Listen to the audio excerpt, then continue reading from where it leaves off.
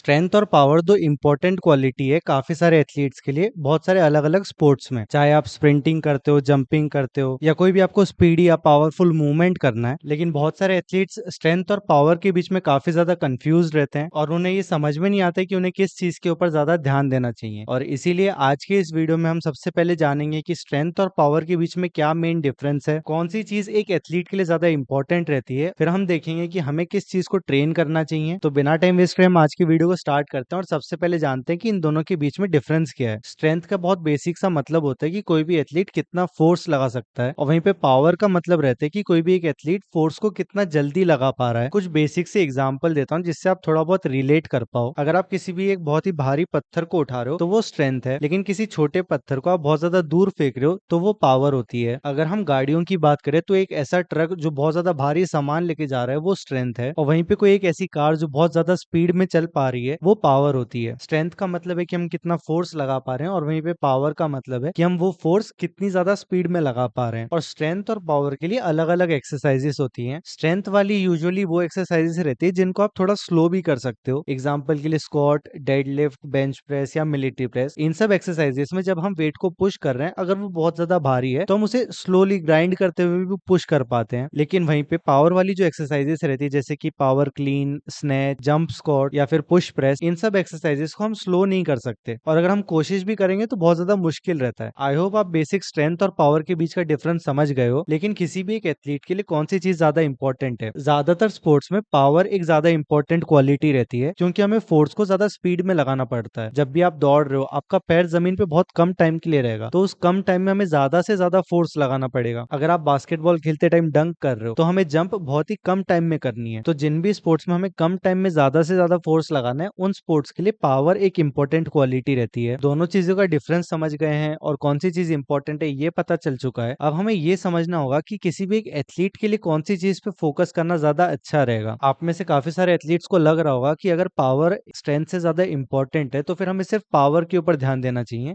Strength पे हम नहीं ध्यान देंगे तब भी चलेगा। लेकिन ये चीज पूरी तरह सही नहीं है। एक एग्जाम्पल से समझते हैं। जो पावर है उसे आप एक पौधे की तरह समझ सकते हो, और हमें इस पेड़ को बड़ा करना है, यानी कि हमें हमारी पावर को बढ़ाना है। लेकिन जो स्ट्रेंथ होती है वो उस कमरे की हाइट है जिसके अंदर हमने ये गमले को रखा है। अब जो ये पौधा है ये सिर्फ उतना ही बड़ा हो सकता है जितना इस कमरे की छत है। छत को तोड़ के तो पेड़ बाहर नहीं निकल जाएगा। और सेम इसी तरीके से किसी भी एथलीट की पावर सिर्फ उतनी ही बढ़ सकती है जितनी उसकी स्ट्रेंथ है। अगर किसी एथलीट की स्ट्रेंथ कम है तो हम पावर को बहुत ज्यादा नहीं बढ़ा सकते, हमें स्ट्रेंथ को पहले बढ़ाना पड़ेगा। अभी जैसे इस महीने हमने हमारी एकेडमी में डीलोड टेस्ट किया था, जिसमें काफी सारे एथलीट्स की हमने स्ट्रेंथ और पावर को चेक किया। यहाँ पे आप इस कॉलम में सभी एथलीट्स की स्ट्रेंथ देख सकते हो और यहाँ पे सभी एथलीट की पावर देख सकते हो। जितना बड़ा हमारा नंबर रहेगा इसका मतलब है उस एथलीट में उतनी ज्यादा स्ट्रेंथ है या उतनी ज्यादा पावर है। और यहाँ पे सभी की स्ट्रेंथ और पावर को हमने कलर के साथ ग्रेड किया है। अगर किसी एथलीट के नंबर पे आप ग्रीन मार्क देख रहे हो तो इसका मतलब है कि उसकी स्ट्रेंथ या पावर अच्छी है, और वहीं पे अगर रेड है तो मतलब वो चीज खराब है, और येलो या ऑरेंज है तो इसका मतलब है कि वो ठीक ठाक है। अगर हम सभी एथलीट्स की स्ट्रेंथ के हिसाब से उन्हें सॉर्ट करेंगे तो हमें दो ग्रुप मिल जाएंगे। एक वो ग्रुप है जिनकी स्ट्रेंथ अच्छी है, और दूसरा वो ग्रुप है जिनकी स्ट्रेंथ अच्छी नहीं है। अब उसके बाद इन दोनों ग्रुप्स में अगर हम पावर को चेक करें तो हम फिर से दो ग्रुप बांट सकते हैं। ये वो एथलीट्स है जिनकी स्ट्रेंथ अच्छी है, पावर भी अच्छी है। ये वो एथलीट्स है जिनकी स्ट्रेंथ अच्छी है लेकिन पावर खराब है। ये वो एथलीट्स है जिनकी स्ट्रेंथ खराब है लेकिन पावर ठीक है। और ये वो एथलीट्स है जिनकी स्ट्रेंथ भी खराब है और पावर भी खराब है। और इन चारों अलग अलग टाइप के एथलीट्स के लिए अलग अलग चीजें सूटेबल रहेंगी। जिन एथलीट्स की स्ट्रेंथ और पावर दोनों चीजें अच्छी है उन्हें अपनी स्ट्रेंथ के ऊपर काम करना चाहिए, क्योंकि जब तक वो चीज नहीं बढ़ेगी वो अपनी पावर को और नहीं बढ़ा पाएंगे। लेकिन वहीं पे कुछ एथलीट्स ऐसे होते हैं जिनकी स्ट्रेंथ बहुत अच्छी है लेकिन पावर उतनी अच्छी नहीं है, तो उन एथलीट्स को अपनी पावर के ऊपर ध्यान देना चाहिए। कुछ एथलीट्स ऐसे होते हैं जिनकी स्ट्रेंथ खराब है लेकिन पावर ठीक है, उन्हें अपनी स्ट्रेंथ के ऊपर काम करना चाहिए। और कुछ एथलीट्स ऐसे जिनकी स्ट्रेंथ भी अच्छी नहीं है और पावर भी अच्छी नहीं है। इन एथलीट्स को मैं दो कैटेगरीज में डिवाइड करता हूँ। एक तो वो एथलीट्स होंगे जिनके पास कंपटीशन से पहले बहुत टाइम है। अगर आपके पास ज्यादा टाइम है तो फिर आप स्ट्रेंथ के ऊपर फोकस करो, और वहीं पे अगर आपका कंपटीशन जल्दी आने वाला है तो फिर आपको पावर के ऊपर ध्यान देना चाहिए। और अगर आपको पता नहीं है कि आपके अंदर स्ट्रेंथ की कमी है या फिर पावर की कमी है, तो उसके लिए आप हमसे ऑनलाइन ट्रेनिंग भी ले सकते हो, जिसमें हम आपकी हर एक चीज को एनालाइज करके आपको आपकी प्रॉब्लम्स बताएंगे, जिनके ऊपर अगर आप काम करते हो तो फिर आपको बहुत जल्दी रिजल्ट्स मिलते हैं। वीडियो पसंद आई हो और इससे कुछ सीखने को मिला है तो इसे लाइक जरूर करना, और चैनल पे नहीं हो तो सब्सक्राइब कर दो ताकि आप ऐसी वीडियोस को मिस ना करो। अब हम अगले वीडियो में मिलेंगे, तब तक के लिए बाय बाय, और आपके ट्रेनिंग के लिए ऑल द बेस्ट।